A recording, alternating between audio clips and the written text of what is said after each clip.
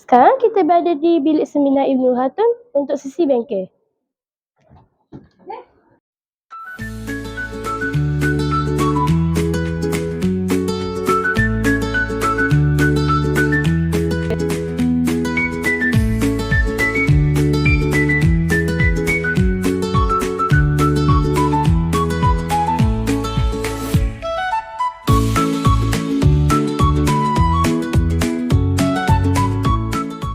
Warahmatullahi wabarakatuh.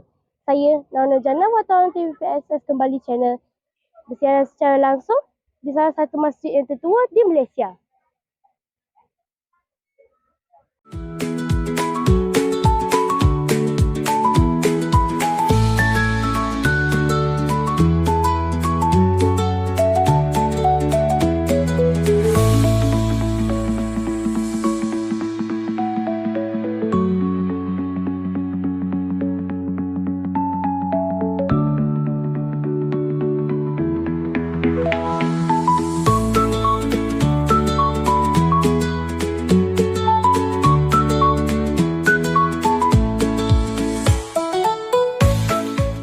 Di sini, kita akan mengetahui tentang sejarah Masjid Lama Kampung Laut. Mari kawan-kawan, kita saksikan.